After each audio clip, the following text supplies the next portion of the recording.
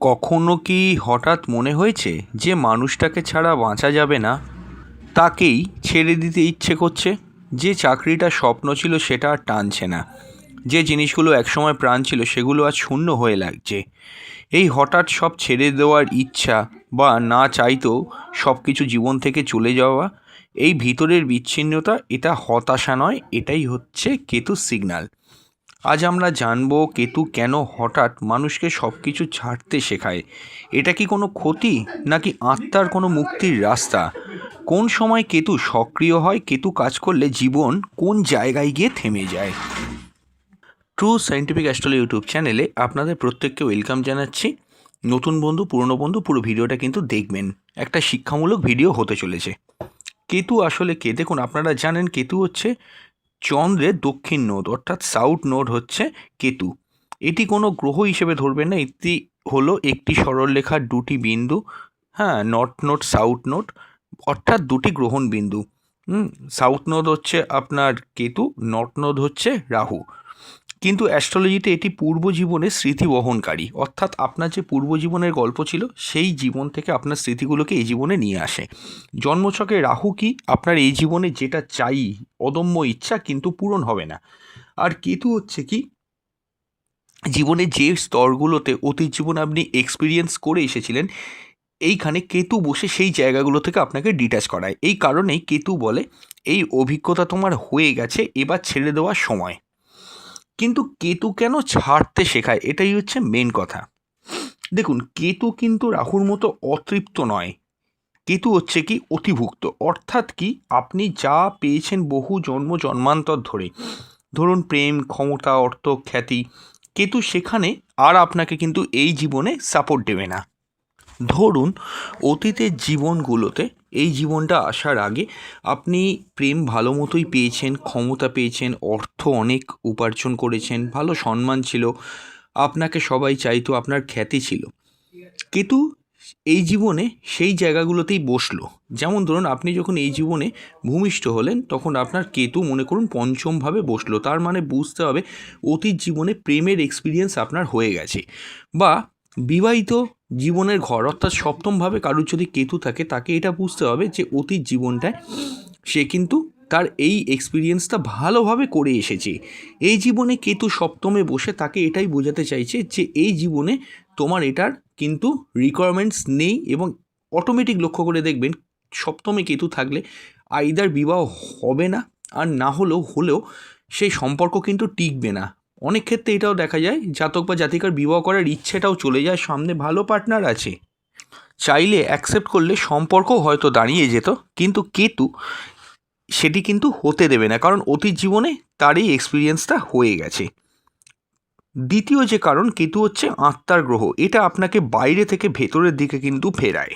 অর্থাৎ আপনি লক্ষ্য করে দেখবেন, ম্যাক্সিমাম ক্ষেত্রে কেতু আপনাকে, আপনি যে জিনিসটা এই জীবনে বহু দিন ধরে চাইছিলেন, সেটার জন্য সব কিছু করছিলেন, হঠাৎ করেই কেতু এসে কী করলো? আপনাকে সেই জায়গা থেকে বিপরীতমুখী করে দিল। ধীরে ধীরে ধীরে সেই জায়গাটা থেকে আপনাকে সরিয়ে আপনাকে নিজের অন্তরটা চেনাতে বাধ্য করলো। মানে দেখবেন, যাদের পঞ্চমে ধরুন কেতু আছে, ফিফথ হাউসে, লগ্নকে 1 নম্বর ঘর ধরে অ্যান্টি ক্লকওয়াইজ যদি ঘড়ির কাঁটার বিপরীত দিকে দেখেন, 5 নম্বর ঘরে কেতু আছে, সে কিন্তু রিলেশনশিপ বা প্রেমের জন্য প্রথম দিকে খুব আগ্রহ প্রকাশ করেছিল। এবং যদি সপ্তমেও কেতু থাকে, লক্ষ্য করে দেখবেন সে কিন্তু বিবাহের জন্য প্রথম দিকটায় খুব ইন্টারেস্ট ছিল, সে চাইতো বিবাহ করে সুখী হবে, সংসার করবে। কিন্তু এমন একটা কিছু হলো, সেই সম্পর্কটা ভেঙে গেল, সে কিন্তু বিবাহের জন্য আর এগোলো না। অর্থাৎ প্রথমে আপনাকে সেই জায়গাটার প্রতি ভীষণভাবে আকৃষ্ট করবে, দ্বিতীয় কি করবে, ওই জায়গা থেকে আপনাকে সরিয়ে একা করে দেবে, এবং তারপরেই আপনি আত্ম উপলব্ধি করবেন। এটাই মেন বলতে চাইছি, কেতু যেটা করে আত্ম উপলব্ধি ঘটায়। আত্ম উপলব্ধি করবেন যে ওই জিনিসটা আমার জন্য নয়, বলে ওখান থেকে সরে আসবেন। তৃতীয় যে কারণ, কেতু হচ্ছে অ্যাটাচমেন্টটাকে ভেঙে দেয়, কারণ অ্যাটাচমেন্ট মানেই হচ্ছে বন্ধন। কিন্তু কেতু মানে কি? কেতু হচ্ছে মুক্তি, কেতু হচ্ছে মুক্তির দূত। লক্ষ্য রাখবেন, রাহু হচ্ছে আকর্ষণ, কেতু হচ্ছে বিকর্ষণ। কেতু হচ্ছে কি? একটা কাঁচি, কাঁচির মতো চিন্তা করবেন। একটা জিনিস কাঁচি দিয়ে আমরা কি করি? যে কোনো জিনিস কাটি, তো এখানেও কেতু কিন্তু ঠিক তাই। এই জন্য কেতুর মহাদশা যখন আসে বা কেতু যখন ট্রানজিটে লগ্ন বা রাশির ওপর দিয়ে পাস করে যায়, কর্মফল যদি খুব ভালো না হয়, লক্ষ্য করে দেখবেন সম্পর্ক শুষ্ক হয়ে যাবে, আনন্দে আগ্রহ কমে যাবে, কোনো বহির্জগতে আপনার যেতে ইচ্ছে করবে না, কোনো পার্টিতে যেতে ইচ্ছে করবে না, একা থাকতে খুব ভালো লাগবে, নিজেকে সব কিছুর থেকে দূরে সরিয়ে ঘরের মধ্যে আবদ্ধ করে দেবেন, ভিড় অসহ্য লাগবে, কোনো সোশ্যাল অকেশন অ্যাটেন্ড করবেন না। এই ঘটনাগুলো কিন্তু ঘটতে থাকবে। দেখুন, কেতু কাজ করলে কি হয়, কেতু যখন ভীষণ মাত্রায় সক্রিয় হয়ে ওঠে কোনো জন্মছকে, লক্ষ্য করে দেখবেন কেতু কিন্তু আপনি বুঝতে পারবেন কিছু একটা আপনাকে ডিট্যাচ করে দিচ্ছে, আপনার কোনো কিছু আর ভালো লাগবে না। ব্যাপারটা কীরকম হয়, কেতু স্যাক্রিফাইস চায়। সবসময় মনে রাখবেন কেতু হচ্ছে ত্যাগের গ্রহ। আপনি যে ত্যাগ করতে পারবেন, যদি আপনি নিজে থেকে ত্যাগ করে দেন তাহলে জীবনে সমস্যাটা কম আসে, কিন্তু যদি নিজে থেকে ত্যাগ না করেন, কেতু নিজের মতো করে আপনাকে কিন্তু সরিয়ে দেবে বা ত্যাগ করতে বাধ্য করবে, তখন আপনি ত্যাগ করবেন। এবার কেতু যখন কাজ করবে কি হবে, সর্বপ্রথম মানসিকভাবে দেখুন সব অর্থহীন মনে হতে শুরু করবে, কথা বলতে আপনার ইচ্ছে করবে না, কোনো ব্যক্তি বা কেউ বা পরিবারের লোক সামনে কথা বলতে চাইলে, বন্ধুদের সঙ্গে কথা বলতে চাইলে ইচ্ছে করবে না, আগের মতো কোনো জিনিসে রাগ থাকবে না, লোভ থাকবে না। এবং বাস্তব জীবনে কি হবে দেখুন, যে জায়গায় আপনার অদম্য ইচ্ছা ছিল সেই জায়গা থেকে আপনি সরে আসবেন, চাকরি ছাড়ার ইচ্ছে হবে, সম্পর্ক থেকে বেরিয়ে যেতে ইচ্ছে হবে, শহর ছেড়ে চলে যাওয়ার একটা ইচ্ছে হবে, সামাজিক বিচ্ছিন্নতা ভীষণভাবে কিন্তু গ্রাস করবে, কিন্তু ভিতরে ভিতরে আপনি নিজেই হালকা হতে থাকবেন, অহংকার ভাঙবে, জন্ম মৃত্যুর ভয় কিন্তু কমবে। দেখুন, কেতু কোন অবস্থায় ছাড়তে সব থেকে বেশি শেখায় বলবো, তার আগে বলবো স্ক্রিনে নাম্বার দেখতে পাচ্ছেন, যদি কনসালটেশন করাতে চান হোয়াটসঅ্যাপ করে বুকিং করে আমাদের সঙ্গে অনলাইনে ডিটেল প্রেডিকশান পেতে পারেন, কোশ্চেনগুলো লিখে পাঠাবেন, বুকিং করবেন, বুকিং মাস্ট।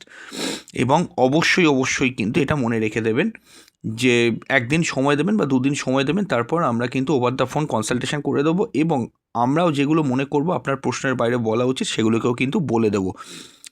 তো হোয়াটসঅ্যাপ করেই কন্ট্যাক্ট করতে পারেন, কথা কিন্তু কনসালটেশন ফোনেই হবে। এবং যারা কনসালটেশন করাতে পারছেন না, মান্থলি 59 টাকা মেম্বারশিপ নিতে পারেন, মাসে একবার যে কোনো 2টি প্রশ্নের উত্তর পেয়ে যেতে পারেন, এবং আপনাদের মেম্বারদের জন্য আলাদা ভিডিও প্রোভাইড করা হয়, সেই ভিডিওগুলো আপনারা দেখতে পারেন, এবং আপনাদেরও যদি কোনো সমস্যা থাকে জেনে যেতে পারেন। হ্যাঁ, যেখানে ছিলাম, সর্বপ্রথম হচ্ছে কেতুর মহাদশা এবং অন্তর্দশা। এই সময়টাতে কেতু কিন্তু সব থেকে বেশি ছাড়তে শেখায়।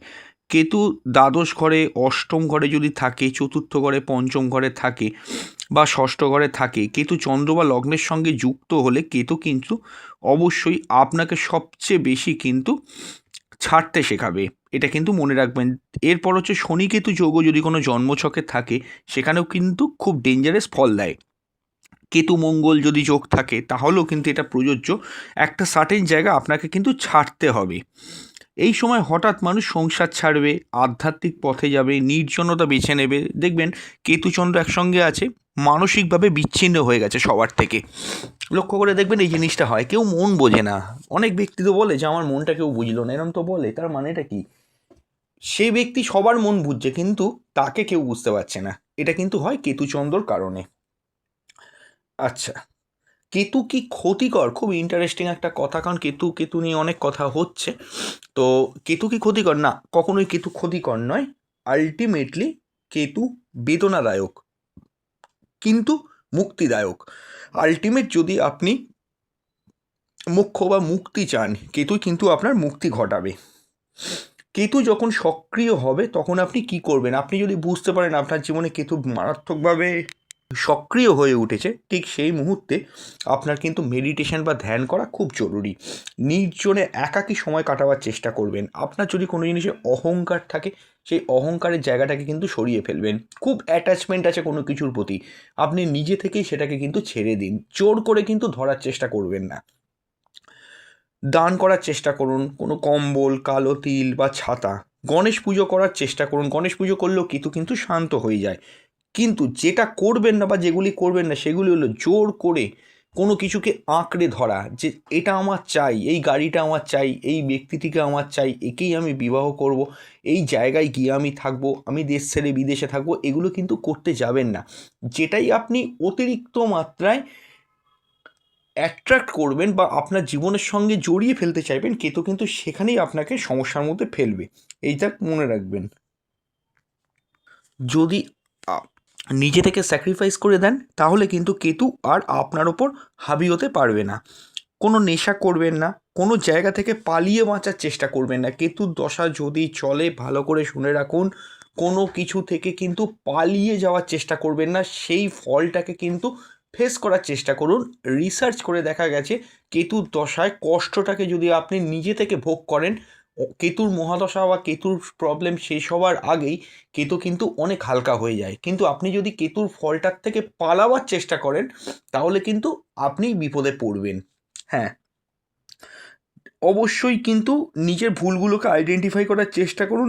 অনেকের টেন্ডেন্সি থাকে, লক্ষ্য করে দেখবেন যে আমি কি জীবনে ভুল করেছি, আমার তো কর্ম সব ঠিক। এই কথাটা প্রায়শই অনেকেই দেখবেন বলে। কেতুর দশা চললে এই কাজগুলো কিন্তু করবেন না, কারণ এগুলো কিন্তু নেগেটিভ ইম্প্যাক্ট আপনার ওপরেই পড়ে।